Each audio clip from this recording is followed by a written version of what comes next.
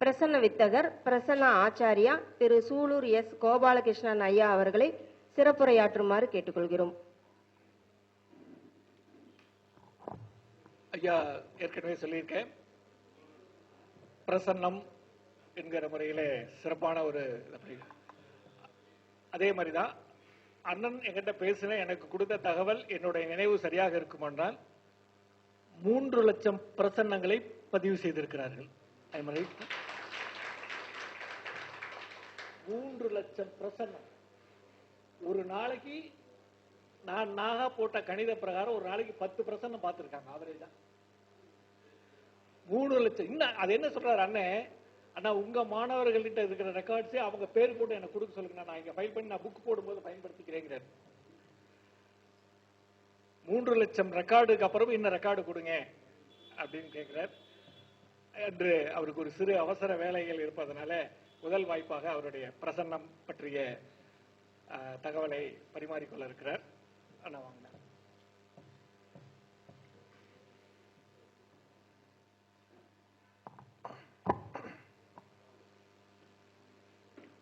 வணக்கங்க. ஸ்ரீ ராமானுஜர் ஜோதிட குருகுலத்தின் சார்பாக இங்கு ஒரு மிகப்பெரிய சான்றோர்களை அழைத்து மாநாடு நடத்தி கொண்டிருக்கும் குருகுல உறுப்பினர்கள், மாணவர்கள், அதை வழிநடத்தி கொண்டிருக்கும் என்னுடைய அருமை நண்பர் சகோதரர் சுந்தரராஜன் பெருமாள் அண்ணா அவர்களுக்கும், இங்கு பேச வந்திருக்கும் ஆசான்களுக்கும் மாணவர்களுக்கும் சூலூர் ஜி.கே. அஸ்ட்ரோ சார்பாக வணக்கங்களை தெரிவித்துக் கொள்கிறேன். ஜாமக்கோல் பிரசன்னத்தை ஒரு சின்ன சின்ன விஷயங்களை சொல்லிட்டு சப்ஜெக்டுக்குள்ள போயிடலாம். ஜாமக்கோல் பிரசன்னா பெங்களூர்ல இருந்து 2 மாணவர்கள் கூப்பிட்டாங்க. சார், இந்த மாதிரி பெங்களூர்ல ஜாமக்கோல் பிரசனை எடுத்து தர முடியுமா அப்படின்ட்டு. அப்போ நான் என்ன பண்றதுன்னு தெரியாம என்னுடைய நண்பர் பவளக்கண்ணன் மூலியமாக அங்க ஜே.கே. கிருஷ்ணமூர்த்தி அப்படின்னு ஒருத்தர் இருக்கார், அவர் அறிமுகப்படுத்தினாங்க. இந்த மாதிரி கிளாஸ் எடுக்கிறதுக்கு ரூம் வேணும் அப்படின்னு. அவர் என்ன கிளாஸ் எடுக்க போறீங்க அப்படின்னு கேட்டார். ஜாமக்கோலுங்க. இங்கெல்லாம் ஜாமக்கோல் எடுக்க முடியாதுங்க, இங்கெல்லாம் ஒரு பெரிய அரச மரம் ஆலமரம் இருக்காங்க அப்படின்னாரு. நான் ரொம்ப பெருமைப்பட்டேன். அப்படி யாருன்னு கேட்கும் போதுதான் செல்வ கணேசனுடைய பேரை அங்க சொன்னாங்க. ரொம்ப ரொம்ப பெருமையாக இருந்துச்சு. ஏன்னா ஜாமக்கோல் பிரசனத்தை பெங்களூர்ல எல்லா இடங்களுக்கும், அஸ்ட்ராலஜர்ஸ் இருக்கக்கூடிய எல்லா இடங்களுக்கும் அதனுடைய கணித முறைகளை, அதை எப்படி எளிமையாக பார்க்கறது என்கிற மெத்தேடை எல்லா அஸ்ட்ராலஜருக்கும் கொண்டு போய் சேர்த்திருக்காரு. ரொம்ப ரொம்ப சந்தோஷப்பட்டேன். அதுக்கப்புறம் நம்ம கிளாஸ் போடும்போது அவங்க நான் என்ன சொல்ல வரேனோ அதை விட அட்வான்ஸா அந்த மாணவர்கள் திங்க் பண்ணி இருந்ததை நான் பார்த்து ரொம்ப ரொம்ப பெருமைப்பட்டேன். இந்த மாநாட்டுக்கு வரும் பொழுது அண்ணன் பத்திரிக்கை கொடுக்கும்போது அவருடைய பேரை பார்த்தோன்னு சொன்னேன். அவரை நான் சந்திச்சு ரொம்ப நாள் ஆச்சு, அவர் சந்திக்கணும், இந்த செய்தியை சொல்லணும் அப்படின்னு முதல் தோன்றலாம் எனக்கு இருந்துச்சு. அதனால அவருக்கு என்னுடைய நன்றிகள். 2000 நாங்க தாராபுரத்துல பிருகு பிரபாகரன் அண்ணாவை நான் சந்திக்கிறேன். அண்ணா சொன்ன மாதிரி, சுந்தரராஜ் அண்ணா சொன்ன மாதிரி, அவருக்கு முன்னாடி ஏன் பிருகுன்னு போட்டாங்க, பன்மொழியை பேசக்கூடிய நபர் அவரு. ஆனா பிருகு பிரபாகரன் இருக்கும். அவர் சொன்ன மாதிரி ஆன்மீகத்தை ஆகட்டும், பராசரர் ஆகட்டும், ரெமடிஸ் ஆகட்டும், எதை கொடுத்தாலும் பேசக்கூடிய ஒரு சிறந்த அஸ்ட்ராலஜர் அவர். நான் பார்க்கும்போது, நான் எங்காவது கார்ல போகும்போது ஃபேமிலியோட போகணுன்னா கேட்க முடியாது, இன்னைக்காவது என்னோட பேசுங்கன்னு சொல்லுவாங்க. தனியா கார்ல போகும்போது யூடியூப் ஆன் பண்ணா பிரபாகரன் வீடியோ வந்தா நிச்சயமா கேட்பேன். ஒரு சில பேர்த்தோட வீடியோஸ் எல்லாம் நான் கேட்டு போவேன். என் கூட கார்ல வரவங்களுக்கு தெரியும். அற்புதமான கருத்துக்களை சொல்லி கொண்டிருப்பார். அவரையும் இந்த நேரத்தில் நான் மானசீகமாக வணக்கத்தை தெரிவிச்சுக்கிறேன். அதுக்கப்புறம் மணிமேகலை அவர்களுக்கும் அடுத்த பேச்சில் வரக்கூடியவர்களுக்கும் வணக்கத்தை தெரிவிச்சுக்கிறேன். சபரி பஞ்சாங்கம் அப்படிங்கிறத பத்தி அண்ணா வர்றதுக்கு லேட் ஆயிட்டு இருக்கு. ஒரு சில கருத்துக்களை நான் சொல்லணும். ஆக்சுவலா செல்வபுரத்துல மகேந்திரன் ஒரு அஸ்ட்ராலஜர் இருக்கார். நான் நேசிச்ச அஸ்ட்ராலஜர்ல அவரு ஒருத்தர், ரிசர்ச் மைண்ட் உள்ள ஒருத்தர். அவரும் நானும் என்ன பண்றோம்னா, சபரி பஞ்சாங்கம் பஞ்சாங்கத்தை படிக்கணுங்கிறதுக்காக ஒரு 6 மாசத்துக்கு முன்னாடி போய் அவர் வகுப்புல சேர்றோம். ஆல்ரெடி ஒரு 10 வருஷத்துக்கு முன்னாடி போனோம், டைமிங் ஒத்து வராதனால ரிட்டர்ன் ஆயிட்டோம், வகுப்பு ஆரம்பிக்கல. அப்ப அவர்கிட்ட போய் பஞ்சாங்கங்கிறது ஒரு மேத்தமெட்டிக்கல் தானே, ஈஸியா இருக்குன்ட்டு போனோம். ஆனா அது எவ்வளவு பெரிய வானியல் சார்ந்த, அஸ்ட்ரானமி சார்ந்த ரகசியங்களை உள்ளடக்கி இருக்கு அப்படிங்கிறது அந்த கணிதத்தை போட போட தான் நான் தெரிஞ்சுக்கிட்டோம். உங்க ஜாதகத்துல உதாரணத்துக்கு குரு அப்படிங்கிற ஒரு கோள் என்ன பாகையில் இருக்கு நீங்க பிறந்த வருஷத்துல அப்படின்னு கண்டுபிடிக்கிறதுக்கு மினிமம் ½ டே நம்ம ஒர்க் பண்ணணும். மினிமம் ½ டே, அந்த ஒரு நாள். அடுத்த நாள் ஒர்க் பண்றதுக்கு மீண்டும் நம்ம ஒரு ½ டே ஒர்க் பண்ணோம். அதை ரொம்ப ஷார்ட்டா, நம்மளுக்கெல்லாம் புரியுற மாதிரி ஷார்ட்கட்டா, கூட சின்ன சின்ன கால்குலேட்டரை பயன்படுத்தி அந்த கணிதத்தை எப்படி எடுக்கிறது அப்படிங்கிற அவர் ஒரு புக்கு போட்டாரு. நம்ம அண்ணன் சொன்ன மாதிரி கணிதம்னா நம்ம அஸ்ட்ராலஜருக்கு ஒரு பெரிய பயம். அதனால அந்த புக்கு பெரிய லெவல்ல எதிர்பார்த்த அளவுக்கு மக்கள் மத்தியில போய் சென்றடையல. மற்ற புக்கெல்லாம் போயிடுச்சு. ஆனா கணிதத்தை நீங்க படிச்சுக்கணும். அவர் ஒரு மிகப்பெரிய ஒரு கணித ஞானம் உள்ளவர்னு நான் சொல்லுவேன். நான் கால்குலேட்டரை கணக்கு போடுறதுக்குள்ள போர்டில் கணக்கு போட்டு முடிச்சிருவாரு. அந்த அளவுக்கு வேகமானவர். வரக்கூடிய மகாமகம் ஒரு செய்தி இங்க சொல்லணும். நீங்க இந்தியால இன்னைக்கு வரக்கூடிய பஞ்சாங்கங்கள் சில வெட்டுறதற்கு இவரு தான் சில கணிதங்களை கணிச்சு கொடுத்துட்டு இருக்காரு. அது அவங்க பேர்ல வந்துட்டு இருக்கு. இது இன்னும் வெளியில தெரியாது. அதே மாதிரி வரக்கூடிய மகாமகம் எந்த டேட்ல அறிவிக்கலாம் அப்படின்னு ஒரு கன்ஃபியூஸ் வந்திருக்கு. அதையே கணித முறையில எந்த தேதியில வச்சா வானியல் ரீதியா கரெக்டா இருக்கும் அப்படிங்கிறது இவரு குறிச்சு கொடுத்த டேட்டு தான் மேட்ச் ஆயிருக்கு. இது காஞ்சி மடமே ஒத்துருக்காங்க. ஏன்னா சிம்மத்துல குருவும் கும்பத்துல சூரியனும் சிம்மத்துல சந்திரனும் வரக்கூடிய காலகட்டங்கள்ல இந்த ட்ரிப்பு கண்ணில குரு வர்றதுனால அதை எந்த டேட்ல மேட்ச் பண்ணலாம், இதுக்கு முன்னாடி எந்த வருஷம் இதே மாதிரி வந்திருக்கு பிஃபோரா, அதுக்குண்டான கணிதங்களை கணிச்சு கொடுத்துருக்காரு. அந்த அளவுக்கு ஒரு ஜீனியஸான ஒரு நபர். கணிதத்துல விருப்பம் இருக்கிறவங்க மறக்காம அவர்கிட்ட பஞ்சாங்க கணிதத்தை படிச்சுக்குங்க. வானியல் ரீதியான நிறைய மேட்டர்ஸ் கிடைக்கும். நான் ஒரு சாஃப்ட்வேர் பண்ணிட்டு இருக்கேன், அதுக்காகத்தான் உள்ள என்றான அற்புதமான விஷயங்கள் அதில் இருக்கு. இப்ப நம்மளுக்கு கொடுக்கப்பட்ட தலைப்பு ஜாமக்கோல் பிரசன்னம். இப்ப இந்த ஜாமக்கோல் பிரசன்னம் அப்படிங்கிறது நம்ம கையில பல ஆசிரியர்கள் எழுதின புத்தகம் இருக்கிறது தான் நீங்க பாக்குறீங்க. பட் அதுக்காக நிறைய சான்றோர்கள் அதுக்கு உழைச்சிருக்காங்க. ஃபர்ஸ்ட் அந்த புக்கு சான்ஸ்கிரிட்ல ஞான பிரதீபிகை அப்படிங்கிற ஒரு நூலுடைய தழுவல் தான் நாம் இன்னைக்கு பார்த்துட்டு இருக்கோம். அந்த ஞான பிரதீபிகைங்கிற நூலை தேவகோட்டையை சேர்ந்த சொர்ண சாஸ்திரிகளும் நெடுமரத்தை சேர்ந்த சீனிவாசன் சாஸ்திரி அப்படிங்கிற 2 பேரு 1901 அந்த ஞான பிரதீகை அப்படிங்கிற சான்ஸ்கிரிட் நூலை தமிழாக்கம் பண்றாங்க. அப்படி தமிழாக்கம் பண்ணி புத்தக வெளியில வர்றதுக்கு அவங்க கிட்ட பணம் இல்லை. அப்ப என்ன பண்றாங்க, அந்த புத்தகத்தை அடமானம் வைக்கிறாங்க. அந்த புத்தகத்தை அடமானம் வச்சுதான் அந்த புத்தகத்தை வெளியிலேயே கொண்டு வராங்க. அவ்வளவு கஷ்டப்பட்டிருக்காங்க அந்த ஞான பிரதீபிகை அப்படிங்கிற நூல் வெளியில வர்றதுக்கு. சுரேந்திர மாலை, ஞான பிரதீபிகை, இந்த 2ஐயும் தான் நம்ம ஜாமக்கோலுக்கு ஒரு மூல நூலை எடுக்க முடியும். ஆனா சுரேந்திர மாலை அப்படிங்கிறது ஞான பிரதீபிகளுடைய ஒரு தழுவல். அதுக்கப்புறம் உருவாக்கப்பட்ட ஒரு நூல் தான். இதுக்கப்புறம் பாத்தீங்கன்னா தமிழ்நாட்டுல கல்யாண ராமையர், அள்ளியந்தல் அருணாச்சலம் அப்படிங்கிறவங்க மாதர் ஜோதிடத்துல சில ஆர்டிக்கல் எழுதி இருக்காங்க. இவங்கெல்லாம் 1980க்கு பிஃபோரா. அதுக்கப்புறம் ஜோதிட கடல் வைத்தியநாதன் அப்படிங்கிற ஒரு ஆசான் என்ன பண்ணியிருக்காருன்னா, நம்ம அந்த போஸ்டல் எழுதுவோம் 50 பைசா கார்டு, அந்த காலத்துல 25 பைசா கார்டு. அதுல என்ன பண்ணியிருக்காருன்னா, தமிழ்நாட்டில் இருக்கிற அத்தனை அஸ்ட்ராலஜர்கள் யார் கேள்வி கேட்டாலும் ஜாமக்கோல் பிரசனத்தை அந்த போஸ்ட்ல போட்டு இந்த கேள்வி கேட்டாங்க, இப்படித்தான் பதில் சொன்னேன்னு அவர் அனுப்பிச்சிருக்காரு. அவரு தான் முன்னாடி எல்லாம் ஆருடத்தை நீங்க நிர்ணயம் பண்ணவே முடியாது. 9 பிளானட் இருக்கு, கவிப்பு இருக்கு. ஆருடத்தை நீங்க என்ன பண்ணுவீங்கன்னா, அந்த காலத்துல நம்மளை மாதிரி ரூம்ல யாரும் உட்காந்து ஜாதகம் பார்க்கல. ஒரு அரச மரத்த மேடையில ஏதாவது ஒரு திண்ணையில உட்காந்து ஜாதகம் பார்ப்பாங்க. அப்ப ஜாதகம் பார்க்க வர்றவங்க எந்த திசையிலிருந்து வராங்களோ அந்த திசையை ஆருடம் எடுத்துக்குவாங்க. இது ஃபர்ஸ்ட். அல்லது அவங்க வெத்தலை கொடுப்பாங்க, வெத்தலை பாக்கு, அதை 12 கழிச்சு மிச்ச வெத்தலையை ஆருடமா வச்சுக்குவாங்க. 2. 3வது தொடுகுடி ஆருடம். வந்தவங்க சோல்டர் தொட்டா மிதுனன் வச்சுக்குவாங்க, உட்காரும் போது நெஞ்ச தொட்டா கடகன் வச்சுக்குவாங்க, முட்டியை தொட்டா கும்பன் வச்சுக்குவாங்க. அல்லது அவங்க உட்கார்ந்துட்டு இருக்கக்கூடிய இடத்த 12 ராசியாக பிரித்து எந்த ராசிக்குள்ள இருந்து உள்ள என்றாகிறாங்களோ அதை ஆருடமா வச்சுக்குவாங்க. இப்படியெல்லாம் ஆருடத்தை நிர்ணயம் பண்ண கஷ்டப்பட்ட காலங்கள் ஒன்று உண்டு.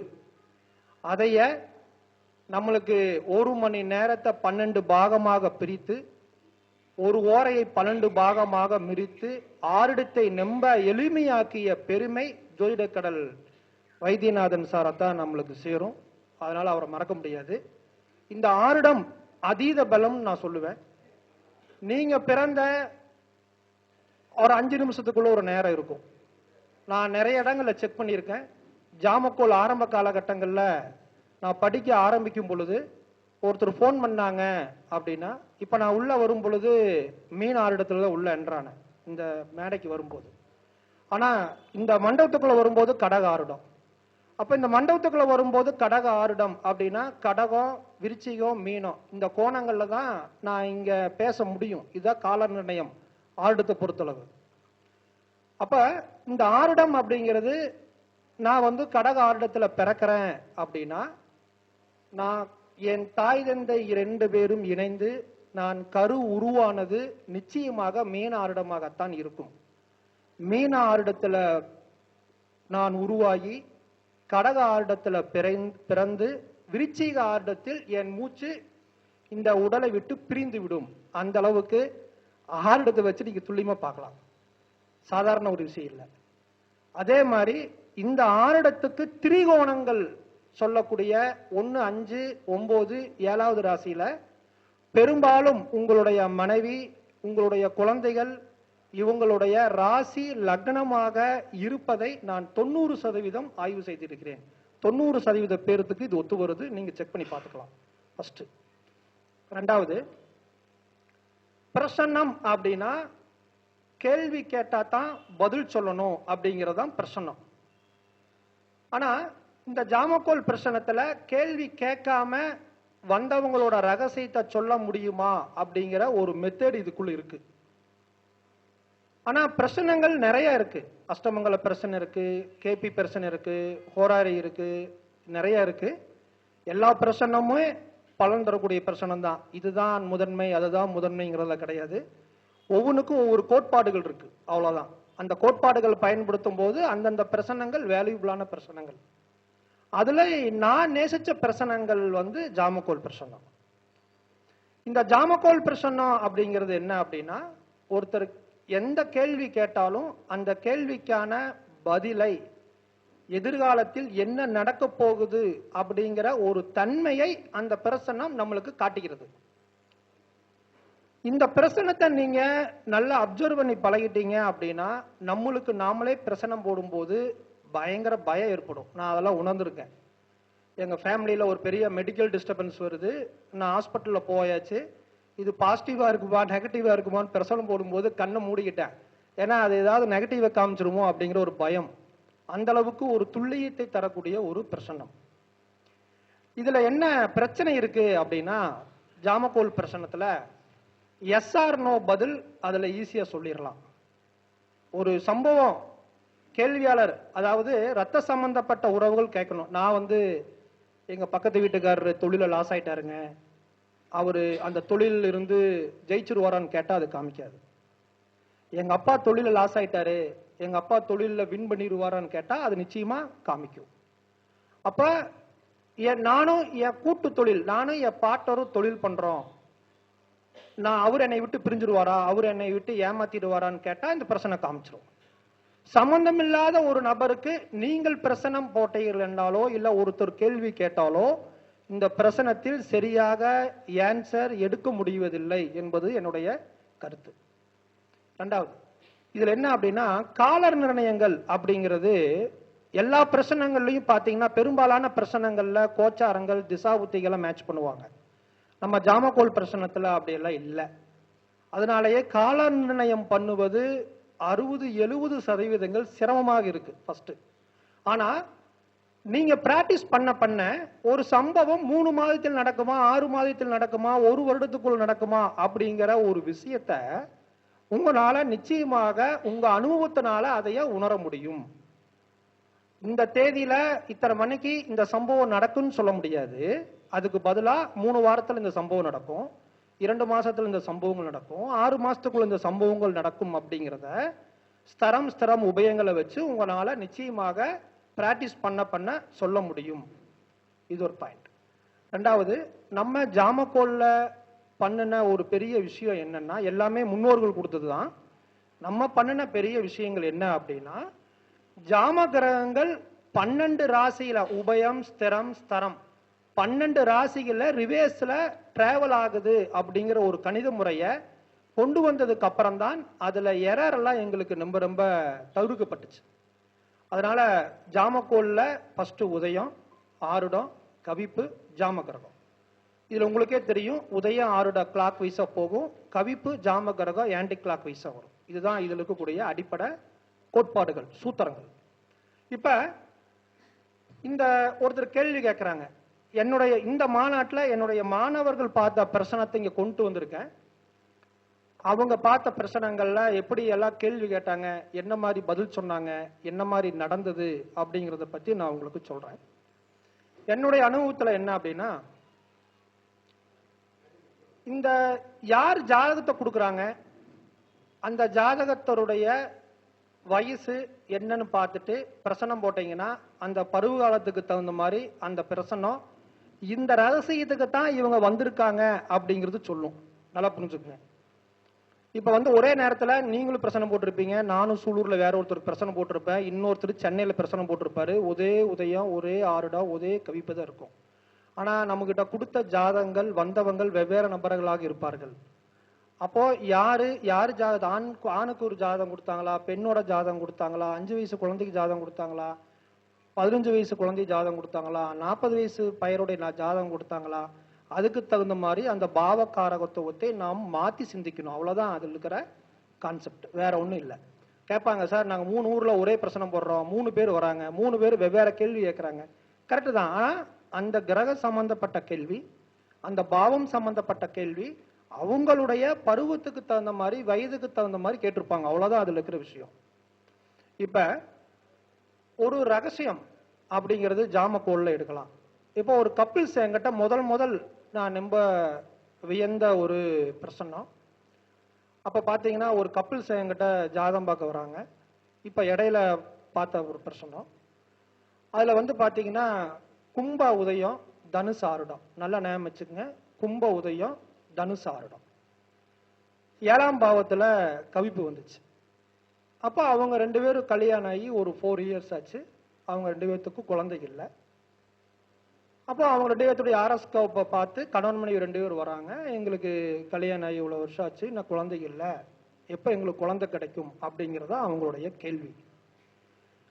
இப்ப இந்த இடத்துல உதயம் என்பது ஆணையும், ஆருடம் என்பது பெண்ணையும் நம்ம பார்க்கிறோம். கணவன் மனைவி 2 பேர் வந்துட்டாங்கன்னா உதயம் ஆணாகவும் ஆருடம் பெண்ணாகவும் அப்படின்னு எடுத்துக்கணும். இப்ப 5ஆம் பாவங்கிறது ஜெனரலா நம்ம குழந்தைக்காக பார்க்கக்கூடிய ஒரு பாவம். ஜாமக்கோலுக்கும் பாரம்பரிய முறைக்கும் பாவகாரத்துவங்கள்ல சில வேறுபாடுகள் உண்டு. நான் அதை சொல்றேன். இப்ப இந்த 7ஆம் பாவத்துல கவிப்பு இருக்கு. நம்ம 7ஆம் பாவம் அப்படிங்கிறது செக்ஸ், கரு உருவாகிறதுக்கு செக்ஸ் ப்ராசஸ் நடக்கக்கூடிய இடம், தாம்பத்திய சம்பந்தப்பட்ட இடம். அங்க கவிப்பு இருக்கு. அந்த கவிப்பு சுக்கரனை கவுத்திருக்காரு.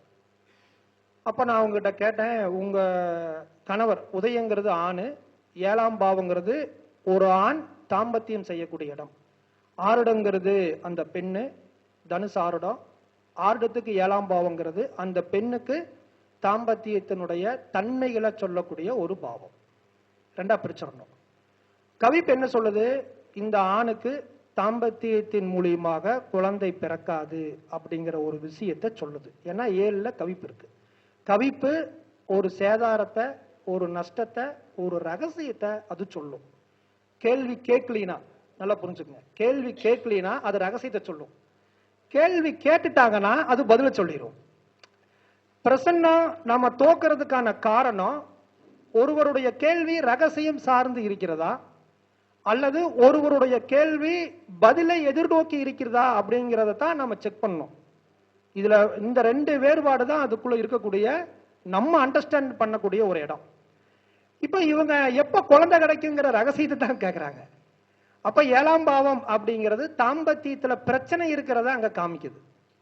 சுக்கரன் கவிப்பல போய் இருக்கிறதுனால இந்த ஆணுக்கு தாம்பத்தியத்தின் மூலியமாக விருப்பம் இல்லாத ஒரு சுச்சுவேஷனையும் அது கவர்ச்சி இல்லாத ஒரு சுச்சுவேஷனையும் கவுண்டிங்ல சுரோனிடத்தில் இருக்கக்கூடிய சில பிரச்சனைகளையும் அங்க காமிக்குது. நான் அவர்கிட்ட கேட்கிறேன், இந்த மாதிரி 7ல கவிப்பு இருக்கு, உங்களுக்கு தாம்பத்தியத்தின் மூலியமா குழந்தை பெற்றுக்கக்கூடிய தன்மை கம்மியா இருக்கு, உங்களுடைய செக்ஸ் ப்ராசஸ் எப்படி இருக்கு அப்படின்னு நான் கேட்கிறேன்.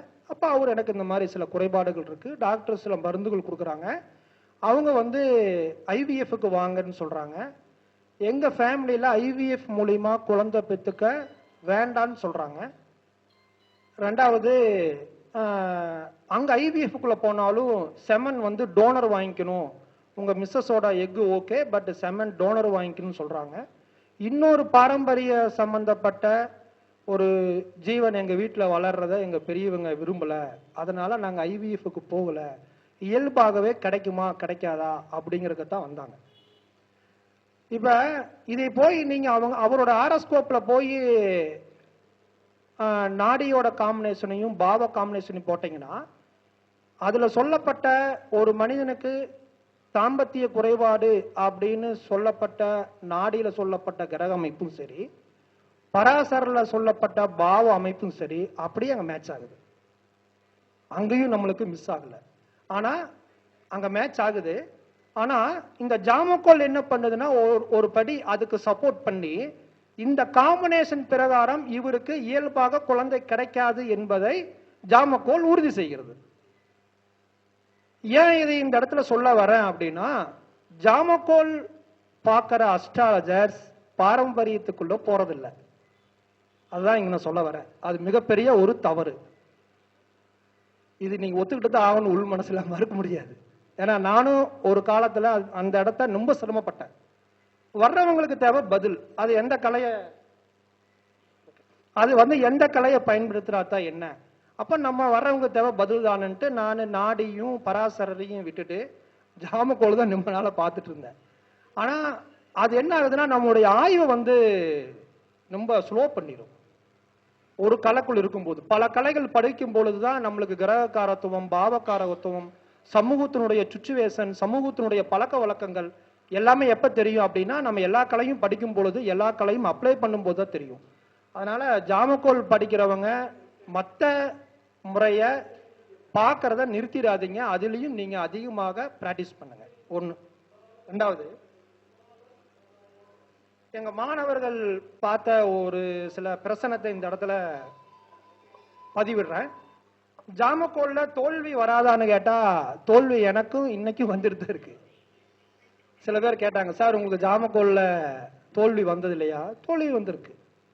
தோல்வியினுடைய பர்சன்டேஜ் எனக்கு கம்மி. 100 பிரசனம் பார்த்தால் எனக்கு 5, 6 பிரசனங்கள், 7 பிரசனங்கள் தோல்வி தருகிறது. அதுக்கு 2 ரீசன். ஃபர்ஸ்ட் ரீசன் நல்லா புரிஞ்சுக்குங்க, நம்ம என்னைக்கு 30 நாள் உட்கார்ந்து ஜாதகம் பார்க்க முடியுமானா ஜாதகம் பார்க்க முடியாது. சந்திர நாடையை உலகெங்கும் கொண்டு போன அண்ணன் அவர்களுக்கெல்லாம் தெரியும். நம்ம ஆரோஸ்கோப்ல இன்னைக்கு நம்மளுடைய பிளானட் நல்ல காம்பினேஷன் இருந்தா தான் நம்மளுடைய பிரெயின் நல்ல விதமா 3ஆம் பாவத்தோட கனெக்ட் ஆகி 7ஆம் பாவ பப்ளிக்கோட கனெக்ட் ஆகி அது 10ஆம் பாவத்தின் மூலியமா ஒரு கௌரவத்தை கொடுக்கும். இல்லைன்னா தரவே தராது. நான் நிறைய இடங்கள் செக் பண்ணிட்டேன். என்னுடைய புதன் எனக்கு புதன் அஸ்ட்ராலஜரை குறிக்கும். எனக்கு லக்னாதிபதியும் கூட 10ஆம் அதிபதியும் கூட கன்னியா லக்னம். என்னுடைய புதன் என்னைக்கெல்லாம் பிறந்த கால சனியின் பார்வையில் சிக்குகிறாரோ அன்னைக்கு எல்லாம் நான் பார்த்த பிரசனங்கள், நான் பார்த்த வாஸ்து, நான் கன்சல்ட் பண்ண ஆரோஸ்கோப் எல்லாத்துலயும் பிற்காலத்துல நான் அவங்க மூலியமாக பயங்கர பிரச்சனைகளை சந்திச்சது உண்டு. அதெல்லாம் மாற்றுக்கருத்து அல்ல. அதனால என்னுடைய ஆரோஸ்கோப்ல புதன் சனியினுடைய பார்வையில போகும் பொழுது நான் எஸ்கேப் ஆயிடுவேன். கேதோட சேர்க்கையில போகும்போதும் கூட பார்த்துக்கலாம். ஆன்மீகத்தை பத்தி பேசி, பிரிச்சுவலை பத்தி பேசி, கலாச்சாரத்தை பத்தி பேசி, விரதங்களை பத்தி பேசி, ஹோமங்களை பத்தி பேசி நாம எஸ்கேப் ஆயிடலாம். ஆனா சனியோட பார்வையில 3/10வது பார்வையில போகும்போது நிச்சயமாக அன்னைக்கு பிரசன்னங்கள், ஜாதகங்கள் கன்சல்ட் பண்றது பழைய ஆட்களுக்கு பண்ணுவேன். ஏற்கனவே என்கிட்ட ஜாதகம் பார்த்தவங்க, ஏற்கனவே நான் வாஸ்து பார்த்து ஃபைனல் பண்ண இடத்துக்கு டிராவல் பண்ணுவேன். புது கேஸுகளை கையில் எடுக்க மாட்டேன். அதனால நம்ம ஆரோஸ்கோப் இன்னைக்கு பலன் தர தகுதி இருக்கா? நீங்களே பாருங்க, ஒரு சில காலகட்டங்களில் பிரில்லியண்டா ஆக்டிவா அஸ்ட்ராலஜி பார்த்துருப்பீங்க. ஒரு சில காலகட்டங்கள்ல பிரெயின் ஹேங் ஆயிடும். அப்ப டிரான்சிட் எடுத்து பார்த்தீங்கன்னா ஏன் ஹேங் ஆச்சு அப்படிங்கிற மெத்தட் நம்மளுக்கு கிடைச்சிரும். அந்த காலகட்டங்கள் எதிர்காலத்துல நம்ம படிக்கிறதுக்கு பயன்படுத்தலாம், கோயிலுக்கு போறதுக்கு பயன்படுத்தலாம், ஆராய்ச்சிக்கு பயன்படுத்தலாம். ஆனா ஜாதகம் பார்க்கறதுக்கு பயன்படுத்தும் போது தவறுகள் நடந்துரும். அதனால அந்த மாதிரி இடங்கள்ல எனக்கு ஜாமக்கோல் சில தோல்விகளை கொடுத்துருக்கு.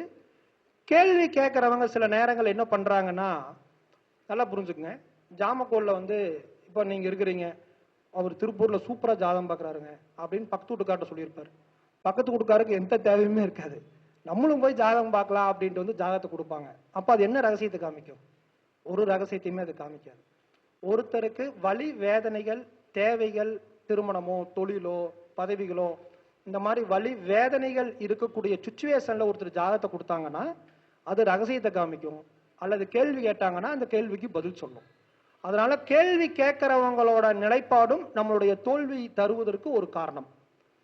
ரெண்டாவது, இப்போ ஒரு பிரச்சனை, ஒருத்தர் போன நவம்பர் மாசத்துல, இது கிட்டத்தட்ட கோயம்புத்தூர்ல சில பேர்த்துக்கு தெரிஞ்ச ஒரு சம்பவம். இந்த சம்பவத்துல நான் இருந்திருக்கேன். ஒரு 200-300 பேர்த்துக்காவது தெரியும். கேரளால வந்து பாத்தீங்கன்னா அட்டப்பாடி ஆனகட்டின்னு ஒரு இடம் இருக்கு. அங்க வந்து ஒரு 13.46 ஏக்கரா பூமியை பர்ச்சேஸ் பண்றதுக்காக போறாங்க. என்ன ஆகுதுன்னா, ஒரு 4.25 கோடி ரூபாய் பணத்தை வந்து ஒருத்தர்கிட்ட பர்ச்சேஸ் பண்றதுக்காக சனிக்கிழமைக்கு கொடுத்துட்றாங்க. திங்கக்கிழமைக்கு முதல் டாக்குமெண்ட் கரையும். அப்ப இந்த முதல் டாக்குமெண்ட் திங்கக்கிழமைக்கு கரையம் ஆகும்போது என்ன நடக்குது அப்படின்னா, இந்த நீங்க வந்து இடத்த நான் வாங்குறேன், நீங்க விற்கிறீங்க, நான் உங்ககிட்ட சனிக்கிழமைக்கு பணத்தை கொடுத்துட்றேன். நீங்க என்ன பண்றீங்க, அந்த பணத்தை வேற ஒரு இடத்துக்கு கொடுத்துட்றீங்க. இப்போ நான் உங்ககிட்ட கொடுத்த பணம் உங்ககிட்ட இல்லை, வேற ஒருத்தர் கொடுத்தாச்சு. சனிக்கிழமைக்கு நீங்க எனக்கு, திங்கக்கிழமைக்கு நீங்க எனக்கு இடத்த கரை பண்ணி தர்றீங்க. அதான் நடக்கிற சம்பவம். அங்க ஒரு ஜியோ பாஸ் பண்றாங்க. இன்னைக்கு கூகுள்ல போய் சர்ச் பண்ணீங்கன்னா தெரியும். அங்க மூப்பில் நாயர் அப்படின்னு ஒரு சாம்ராஜ்யம், ஒரு மன்னர் வாழ்ந்துட்டு இருந்தாரு, ஒரு பண்ணையார் மாதிரி. அவங்களுக்கு ஒரு 15,000 ஏக்கர் பூமி. அவங்க வாரிசு என்ன பண்றாங்க, இந்தந்த எஸ்எப் நம்பர்ல இருக்கக்கூடிய பூமிகளை கரையம் பண்ணக்கூடாதுன்னு ஹைகோர்ட்ல ஒரு என்ஓசி வாங்கி திங்கக்கிழமைக்கு காலையில 10 மணிக்கு எல்லா ரிஜிஸ்டர் ஆபீஸ்க்கும் அனுப்பிச்சிடுறாங்க. இவங்க டாக்குமெண்ட் நின்றுது. அப்ப அவங்களுக்கு என்னன்னா, அந்த பூமியை கரையம் பண்ண முடியாது. கொடுத்த பணம் அவரு வேற ஒரு இடத்துக்கு செட்டில் பண்ணிட்டாரு. இது இந்த சம்பவம் நம்மளுக்கே தெரியுது. ஆனா பணம் வாங்கினால் கரெக்டான நாள். அவர் என்ன சொல்றாரு, பணம் என்கிட்ட இன்னைக்கு இல்ல, பூமியை கரையம் பண்றதுக்கு கவர்மெண்ட் ஒத்துக்க மாட்டேங்குது, எனக்கு ஒரு 15 நாள்ல உங்க பணத்தை நான் கொடுத்துட்றேன் அப்படின்னு அவர் சொல்லிடுறாரு. அந்த இடத்துல நான் இருக்கேன். இப்ப இவங்க என்ன பண்றாங்கன்னா, அடுத்த நாள் இவங்களுக்கு ஒரு பயம் வரும்ல, நைட்ல அது ஒரு நிறைய பேர் அதில் இன்வெஸ்ட் பண்ணிக்கிறாங்க. அடுத்த நாள் இந்த ஒரு லேடி போன் பண்ணி என்னங்கிறாங்க அப்படின்னா, 11/11/2025 மத்தியானம் 12:20:40 போன் பண்ணி, எங்க வீட்டுல வந்து என்னை பயப்படுத்துறாங்க, இவ்வளவு ஒரு பணம், இடம் கிடைக்கல, பணம் போச்சு, நாம என்ன ஆகிறதுங்கிற வேற நெகட்டிவ் தாட்டுக்குள்ள, வெவ்வேறு பிரச்சனைகளுக்குள்ள அந்த குடும்பத்துக்குள்ள டிஸ்கஷன் நடக்குது. அப்போ அவங்க நிறைய பிரச்சனைகள் நாம அவங்களுக்கு சொல்லி சக்சஸ் ஆயிருக்கு. அவங்க ஒரு பிரச்சனை கேட்கறாங்க, நான் கொடுத்த பணம் எனக்கு அவரு திருப்பி கொடுத்துருவாரா, அவர் சொன்ன தேதியில் கொடுத்துருவாரா? இது ரெண்டே கேள்விதான். இப்ப இந்த மாதிரி இடத்துல வந்து என்னன்னா, இப்ப இதுதான் நான் அப்ளை சொன்னேன், ஒவ்வொரு துறைக்கும் ஒவ்வொரு வேல்யூபிளான கோட்பாடுகள், சூத்திரங்கள் இருக்கு. ஜாதகம் சொல்லக்கூடிய நிறைய விஷயத்தை ஜாமக்கோல்னால சொல்ல முடியாது, என்னுடைய கருத்து. ஜாமக்கோல் சொல்லக்கூடிய சில விஷயத்தை ஜாதகத்தினால் உடனடியாக சொல்ல முடியாது. ரெண்டையும் மேட்ச் பண்ண, ஜாமக்கோல் மாதிரி நிறைய பிரச்சனைகள் நீங்க எதை வேணாலும் மேட்ச் பண்ணிக்கலாம். அஷ்டமங்கல பிரசனமா, கேபியா, எது வேணாலும் நீங்க சப்ளாடுத்தையா, எது வேணாலும் மேட்ச் பண்ணலாம். அப்போ ஒரு பிரச்சனைங்கிறது அன்றைய நிமிடத்தில் அன்றைய தேதியில் நடக்கக்கூடிய சம்பவத்தை ஈஸியாக நம்மளுக்கு காமிச்சு கொடுத்துரும். அதுலதான் நம்ம இருக்கணும். ஒரு லாங் டைம் ப்ரிப்பரேஷன் பாக்குறீங்க, 10 வருஷம் எனக்கு தொழில் எப்படி நல்லா இருக்கும், என்னுடைய திருமண லைஃப் எப்படி நல்லா இருக்கும், ஒரு பிறந்த குழந்தைக்கு ஜாதகம் பாக்குறீங்க, அப்பெல்லாம் ஜாமக்கோல் போட்டு இருக்க கூடாது. அப்பெல்லாம் நீங்க நாடியும் பராசரரும் உங்களுக்கு என்ன துறை கையாள தெரியுமோ, எது ஈஸியாக நீங்க கத்திருக்கிறீங்களோ அந்த மெத்தடுக்குள்ள நீங்க போயிடணும். அதனாலதான் அப்ளை சொன்னா இந்த ரெண்டுக்கும் வேரியேஷன் இருக்கிறது அப்படின்னு. இப்ப இதுல அவங்க கேட்கும் போது ரிஷப உதயம், உதயம் 2 பாகையில் இருக்கு, சுக்கரன் 4 பாகையில் இருக்கு. அப்ப உதயாதிபதி உதயத்தில் இருக்காரு. எப்பவுமே ஒருவர் என்ன கேள்வி கேட்கிறாரோ அந்த கேள்விக்குண்டான காரக பாவம், அப்போ பணம்னா 2 11ஆம் பாவம் அல்லது காரக கோள், அப்ப சுக்கரன் அல்லது குரு, இவங்க யாராவது உதயத்துல இருந்தாங்க அப்படின்னா ஃபர்ஸ்ட் அந்த சம்பவம் நடக்க போகுது, நடக்கிறதுக்கு தயாராக இருக்கிறதுன்னு அர்த்தம். இப்ப 3ஆம் பாவம் அப்படிங்கிறது ஒரு கம்யூனிகேஷன். ஒருத்தர் ஒரு தேதியை சொல்றாரு அப்படின்னா அது 3ஆம் பாவம். இப்ப 3 சந்திரன் கவிப்பில் இருக்கு. இப்ப உதயத்துல சுக்கரன், பணம் கிடைக்குன்னு நம்ம சொல்லிட்டோம். 7ஆம் பாவம் அப்படிங்கிறது எதிர்நபர். 7ஆம் பாவம் அப்படிங்கிறவரு நம்மளுக்கு பணம் கொடுக்கக்கூடிய எதிர்நபர். அங்க சூரியன் இருக்கு, அவர் நம்பிக்கையை நடந்துக்குவாரு. 7 செவ்வாய் கன்னியில் இருக்கு, கவிப்பில் இல்ல, அங்க பிரச்சனை இல்லை. ஆனா 3ஆம் அதிபதி சந்திரன் கவிப்பில் இருக்கு, அவரு பணம் கொடுத்துருவாரு, சொன்ன தேதியில கொடுக்க மாட்டார். இவ்வளவுதான் நம்ம சொன்னோம். அவங்களுக்கு நம்ம பிரசனத்தை மேல ஆல்ரெடி அவங்க நிறைய பிரசனங்களை பார்த்து சக்சஸ் ஆன ஒரு குடும்பம். நம்ம பிரசனத்தை மேல நம்பிக்கை இருந்ததுனால அந்த 15 நாள் அவங்களால வீட்டுல தூங்க முடியல. ஒவ்வொரு கோயிலா போறாங்க, ஒவ்வொரு ஃப்ரெண்ட்ஸ் வீட்டுக்கா போறாங்க, ஒவ்வொரு படம் பாக்குறாங்க, மைண்ட் டைவர்ட் பண்றதுக்கு. அதே மாதிரி அவங்க சொன்ன டேட்ல போய் கேட்கறாங்க, இன்னைக்கு எங்களுக்கு பணம் ஆகல, இன்னொரு 3 நாள் ஆகும்னு தள்ளி போடுறாங்க. அடுத்த நாள் கூப்பிட்டு இவங்க எவ்வளவு பணம் கொடுத்தாங்களோ அந்த பணம் 1 ரூபா கம்மி இல்லாம அத்தனையுமே திருப்பி கொடுத்துட்டாங்க. அப்ப ஒரு பெரிய பணம் திரும்பி வருமா வராதா அப்படிங்கிறத ஜாமக்கோல்ல மிக எளிமையாக சொல்ல முடிஞ்சது. இதுக்கப்புறம் நம்ம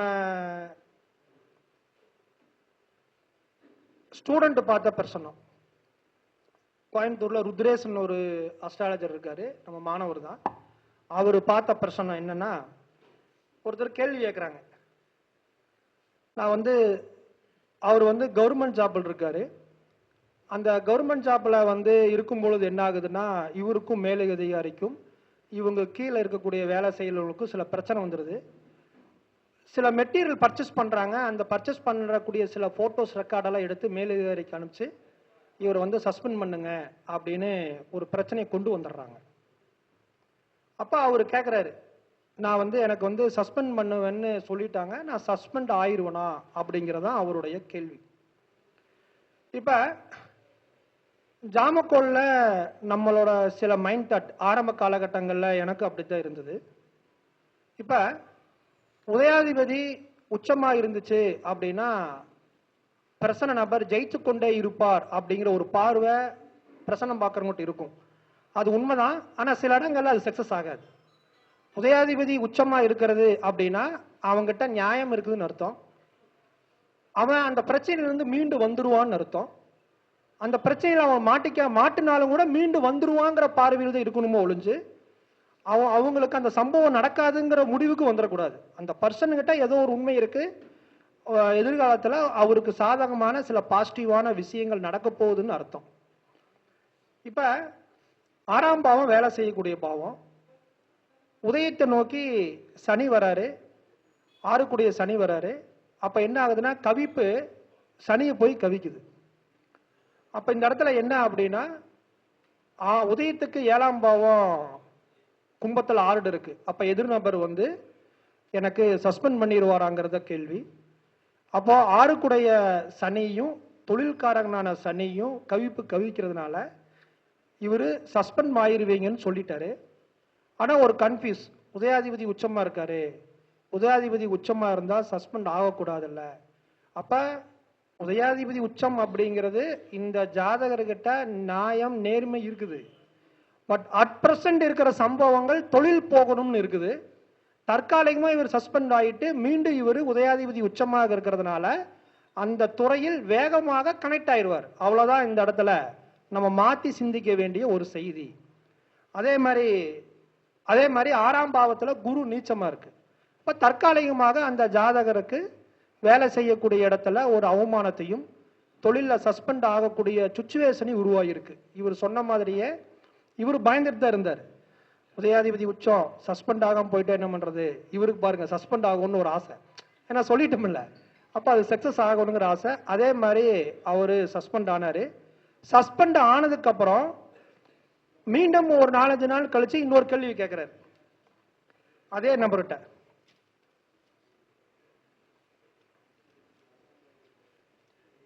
நான் வந்து சஸ்பெண்ட் ஆனதுக்கு அப்புறம் அவர்கிட்ட கேட்கிறாரு 17/9/2025 சாயந்தரம் 7:54 கேட்கிறாங்க.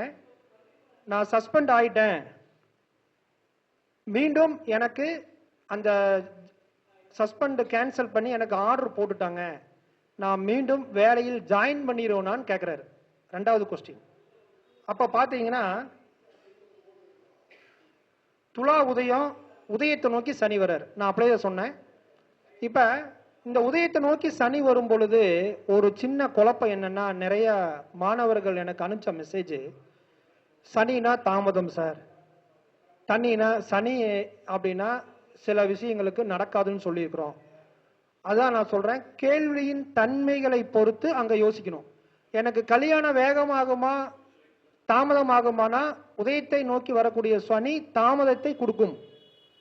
நான் ஒருத்தர்கிட்ட பணம் கேட்டிருக்கேன், அந்த பணத்தை முழுமையா கொடுப்பாரா குறைச்சு கொடுப்பாரானா உதயத்தை நோக்கி வரக்கூடிய சனி அந்த பணத்தை நிச்சயமாக குறைத்து கொடுப்பார், அல்லது இவர் எதிர்பார்க்காத அளவுக்கு பிச்சு பிச்சு கொடுப்பார். எனக்கு ஒரு நோய் ஏற்பட்டிருக்கு, அந்த நோய் எனக்கு குணமாகுமா, நீண்ட நாள் மருந்து சாப்பிட வேண்டியது வருமா என்று கேட்டால் நீண்ட நாள் மருந்து சாப்பிட வேண்டியது வரும். அப்ப கேள்வியின் தன்மைகளை பொறுத்து நாம் அங்க பார்க்க வேண்டியது இருக்கு. அப்ப இவருக்கு எனக்கு வேலை கிடைக்குமான்னு கேட்டா உதயத்தை நோக்கி சனி வேலை கிடைக்கும் தான் சொல்லணும். இந்த இடத்துல இன்னொரு பதிவு பண்றேன். இப்ப உதயத்தை நோக்கி பாம்பு வருது அப்படின்னா அப்ப வந்து சார் நான் வந்து வெளிநாடு போலாமான்னு கேட்டா அவர் வெளிநாடு போயிடுவார். இந்த மாசம் எங்க வீட்டுல கன்சீவ் ஆயிடுவாங்களான்னா கன்சீவ் ஆயிடுவாங்க. நான் வந்து ஒரு இடம் பார்த்துட்டு வந்திருக்கேன், அந்த இடத்த வாங்கலாமா வேண்டாமான்னா வேண்டான்னு அர்த்தம். அப்ப அந்த காரக கோளை நம்ம கையாளக்கூடிய டிஃபரெண்ட் தான் அந்த இடத்துல நம்ம புரிஞ்சுக்கணும். அது அந்த இடத்துல இப்ப உதயத்தை நோக்கி சனி வர்றதுனால 5ல் 6 இடமா இருக்கிறதுனால 100% இந்த வேலையில நீங்க ஜாயின் பண்ணிடுவீங்க, உங்களுக்கு ஆர்டர் போட்டுருவாங்கன்னு சொன்னாங்க. அதே மாதிரி ஆர்டர் போட்டுட்டாங்க. அடுத்தது ஒரு கணவன் மனைவி 2 பேருமே டாக்டர். இது நாம இப்ப சொல்ற பிரச்சனை எல்லாம் மாணவர்கள் பார்த்த பிரச்சனை தான். அவங்க 2 பேருமே டாக்டர். இவங்ககிட்ட வந்து கேட்கறாங்க, நாங்க 2 பேரும் சேர்ந்து வேறொரு இடத்துல கிளினிக் ஆரம்பிக்கலாமா, எங்க 2 பேரும் சேர்ந்து கிளினிக் ஆரம்பிச்சா ஒத்து வருமா அப்படின்னு கேட்கறாங்க. அப்ப இந்த இடத்துல வந்து கணவன் அப்படிங்கிறது உதயத்தை குறிக்கும், ஆருடம் அப்படிங்கிறது பெண்ணை குறிக்கும். அப்ப கடக உதயம், உதயாதிபதி சந்திரன் 11ல உச்சமா இருக்கு, உதயத்தை நோக்கி சுக்கிரன் வராரு. இந்த 2 தன்மைகள் ஆண் வந்து கிளினிக் ஆரம்பிக்கிறதுக்கு தகுதியாக இருக்குதுன்னு அர்த்தம். உதயாதிபதியும் உச்சமா இருக்காரு, தகுதி இருக்கு, உதயத்தை நோக்கியும் சுக்கிரன் வராரு, அப்ப இவர் கிளினிக் ஆரம்பிக்கலாம். ஆருடம் வந்து 6ஆம் பாவத்தை காமிக்குது. அப்ப ஒரு ஹாஸ்பிட்டல் சம்பந்தப்பட்ட விஷயத்தை அவங்க கேட்கறாங்க. 6-12ங்கிறது ஹாஸ்பிட்டல் சம்பந்தப்பட்ட விஷயங்களை இண்டிகேட் பண்ணும். இப்ப இவர் மனைவியுடன் சேர்ந்து ஆரம்பிக்கலாங்கிறது இவருடைய கொஸ்டின். அப்ப மனைவி அப்படிங்கிறது தனுசு ஆருடம். இந்த இடத்துல பாத்தீங்கன்னா தனுசுல வந்து செவ்வாயும் விருச்சிகத்துல குருவும் பரிவர்த்தனைக்கு அப்புறம் கவிப்பு தனுசில் இருக்கு. பரிவர்த்தனைக்கு அப்புறம் ஃபர்ஸ்ட் குரு கவிப்பை கவுத்து, கவிப்பு குருவை கவித்து ஆருடத்தை கவிக்குது. அப்போ அந்த பெண் என்று சொல்லக்கூடிய ஆருடாதிபதி குரு அங்க நீசமாக இருந்து ஆருடத்தை கவிப்பு கவிக்கிறதுனால அடுத்த செகண்ட் நான் கேட்டேன், பரிவர்த்தனை இருக்கிறதுனால இந்த தம்பி கிட்ட கேட்டேன், அந்த பெண்ணுக்கு விருப்பம் இல்லையான்னு கேட்டையான்னா, ஆமாங்க அந்த பெண் வந்து நான் உங்களோட வந்து கிளினிக் ஆரம்பிக்கிறது இல்லை, எதிர்காலத்துல உங்களோட மெத்தேடு வேற என்னுடைய மெத்தேடு வேற, 2 பேர்த்துக்குள்ள முரண்பட்ட கருத்துக்கள் வந்துடும், நீங்க இண்டிவிஜுவலா பண்றதா நல்லதுன்னு அவங்க சொல்றாங்க. ஆனா இவரு தான் நம்ம 2 பேரும் சேர்ந்து ஒரே இடத்துல ஆரம்பிக்கலாம், வாடகை கரண்ட் பில்லு மெயின்டெனன்ஸு ஆட்களோட சப்போர்ட் எல்லாம் கம்மியாகும், எக்ஸ்பென்ஸ் எல்லாம் கம்மியாகும்னு சொல்லி அவரு தான் விரும்புறாரு. அப்ப ஆருடத்துல கவிப்பு இருக்கிறது, ஆருடாதிபதி கவிப்பில் இருக்கிறத விருப்பம் இல்லாம அந்த பெண் இருக்கிறாங்கிறது தெரியுது. பரிவர்த்தனை இருக்கிறதுனால இந்த பெண் இவரோட சேர்ந்து தொழில் பண்ணினாலும் பரிவர்த்தனை மீண்டும் ரிட்டர்ன் ஆயிருங்கிறத காமிக்குது. அப்ப நாம என்ன சொல்லியிருக்காங்க, நீங்க 2 பேரும் சேர்ந்து ஒன்னா பண்ண வேண்டாம், நீங்க மட்டும் பண்ணுங்கன்னு இருக்காங்க. அதே மாதிரி சேலத்துல அவர் மட்டும் இப்ப தனியா கிளினிக் ஆரம்பிச்சு ரன் பண்ணிட்டு இருக்காங்க. இது பார்த்து நடந்த பிரச்சனை.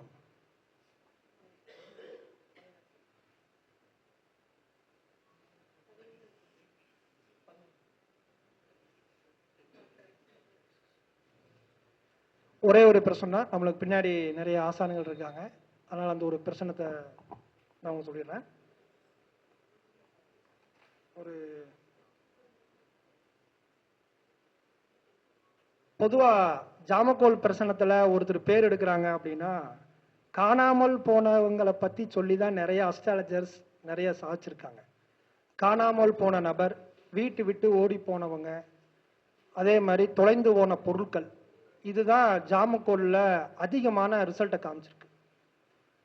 இதுல ஒருத்தர் வலையில அவங்க காணாம போனாங்கன்னு சொல்லல, இது நம்ம மாணவர் பார்த்த பிரச்சனை. வலையில நான் தொலைச்ச மாதிரி தெரியல, எங்கேயோ வச்சுட்டேன், அப்ப அந்த வலையில எனக்கு கிடைக்குமா கிடைக்காதா அப்படிங்கிறது தான் அந்த பெண்ணோட கேள்வி.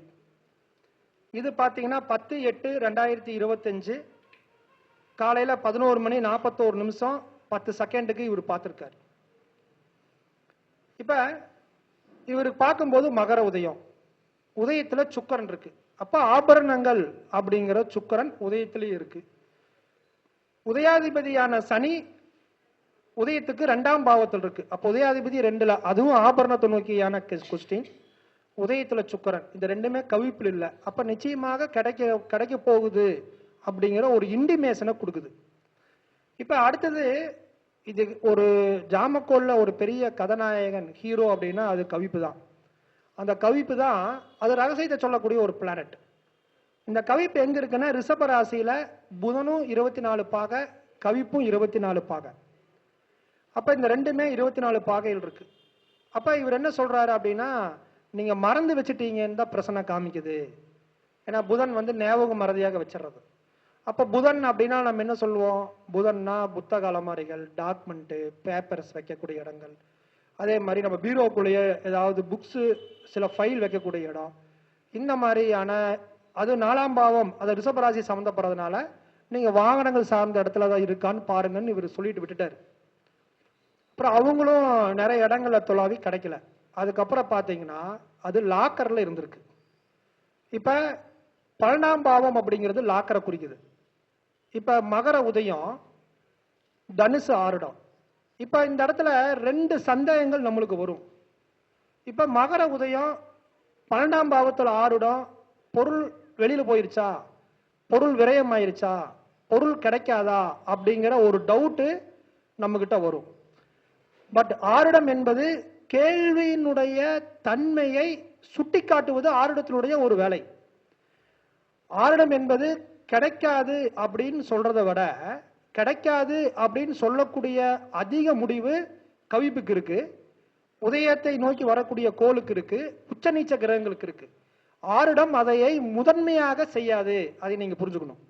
அப்ப 12ல் இருக்கக்கூடிய ஆருடம் அது பேங்க் லாக்கரையோ அல்லது ஏதாவது ஒரு பொருளுக்கு, புதன் அப்படின்னா புத்தக அலமாரி இல்ல புதன் சம்பந்தப்பட்ட காரவத்துவங்கள், அதுக்கு கீழ் அண்டரில் கீழ்ப்பகுதியில் இருக்கும் அப்படிங்கறத தான் அது சொல்லுது. மற்றபடி அது 12ல் இருக்கிறதுனால கிடைக்காதுன்னு முடிவுக்கு நம்ம வந்துடக்கூடாது அப்படிங்கிறத சொல்லி, நீங்கள் அண்ணாவுடைய மாணவர்களுக்கு என்னுடைய வேண்டுகோள் என்ன அப்படின்னா, தினந்தோறும் 1 மணி நேரமாவது படியுங்கள். ஏதாவது ஒரு புத்தகத்தை 1 hour படிக்கணும். அதே மாதிரி எல்லா ஆசிரியர் நூலையும் படிங்க, எல்லா விஷயங்களையும் கத்துக்குங்க. ஆனா குருநாதர் சொல்லி கொடுத்த டெக்னிக்கலையும் அந்த கோட்பாட்டோட மற்ற விஷயத்தை எடுத்து உள்ள போட்டுக்குங்க. நல்லா புரிஞ்சுக்குங்க. நீங்க ஒரு ஸ்டைல்ல போயிட்டு இருப்பீங்க, அந்த ஸ்டைல்ல மாறாம போங்க. மற்ற விஷயங்கள்ல இருந்து படிக்கக்கூடிய செய்திகளையும், கேட்கக்கூடிய செய்திகளையும், புத்தகத்தின் செய்திகளையும், ஆசிரியர் செய்திகளையும் உங்க குருநாதர் உங்களுக்கு சொல்லி கொடுத்த கோட்பாட்டோடு சேர்த்து அப்படியே டிராவல் ஆகுங்கள் என்று சொல்லி எனக்கு வாய்ப்பளித்த இந்த குருகுலத்துக்கு நன்றி தெரிவித்துக் கொள்கிறேன். வணக்கம்.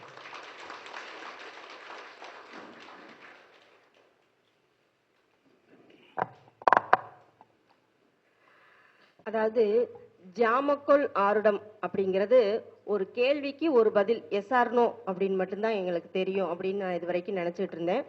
ஐயா அவர்கள் பேசிய உரையின் மூலமாக எந்த அளவுக்கு தெளிவாக உள்ளார்ந்து போய் பேச முடியும், அதற்கு பதில் உரைக்க முடியும் அப்படிங்கிறத தெளிவா சொல்லியிருந்தாரு. அதே போல எல்லாருமே நம்ம இங்கே பெரும்பாலும் ஜோதிடர்கள் தான். எப்படி மொபைல் ஹேங் ஆகுதோ அதே போல நம்மளுடைய மூளையும் ஒரு நாள் ஹேங் ஆகும். ஒரு சில நேரத்துல வந்து 3ஆம் இடமும் 7ஆம் இடமும் சம்பந்தப்பட்டா மட்டும் இல்ல, நம்மளுடைய மூளையும் சம்பந்தப்படணும். அப்ப மூளையும் ஒரு நாள் சில நேரத்துல ஹேங் ஆக சூழ்நிலை உண்டு அப்படிங்கிறத ஐயா மிக அருமையாக சொல்லியிருந்தாரு. சில இடங்கள்ல பாத்தீங்கன்னா எல்லா நேரத்திலையுமே எல்லாருனாலையும் ஜோதிடம் அந்த ப்ரொடெக்ஷன் அப்படிங்கிற ஒரு விஷயத்த சொல்லிக்கிட்டே இருக்க முடியாது. சில டைம்ல நம்மளுமே கொஞ்சம் சில நேரங்கள் அமைதியா மௌனமாக இருக்க வேண்டும் அப்படிங்கிறது தான். இறுதியாக ஜோதிடர்கள் எல்லாத்துக்குமே ஒரு டிப்ஸ் ஒன்று சொல்லியிருந்தாரு. அதே போல 1 மணி நேரமாக படியுங்கள் அப்படிங்கிற ஒரு விஷயத்தையும் மிக அழகாக சொல்லியிருந்தாரு. மேலும் தன்னுடைய மாணவர்களோட ஜாமக்கள் அந்த கட்டுரையை எடுத்துட்டு வந்து அதோட அவங்களுடைய பெருமையாக இங்க வந்து எடுத்து நம்மளுக்கு எல்லாருக்கும் விளக்கு சொல்லியிருந்தாரு. மிக மிக அழகாக சொல்லியிருந்த நம்மளுடைய ஐயா அவர்களுக்கு மிக்க நன்றி.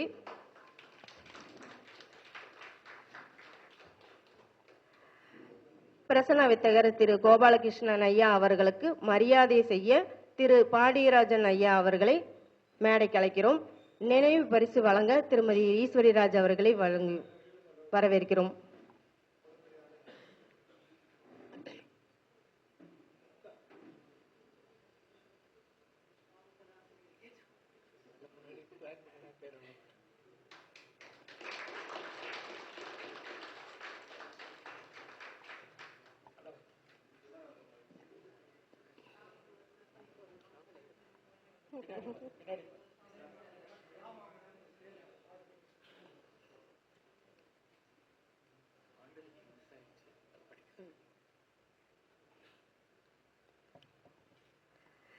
இதன் மூலமாக இன்று முதல் எல்லோருமே ஜாமக்கோல் ஆருடம் படிப்பதற்கு ஒரு உந்துதலாக ஐயாவோட உரை இருந்தது என்பதை நான் தெரிவித்துக் கொள்கிறேன். நன்றி ஐயா.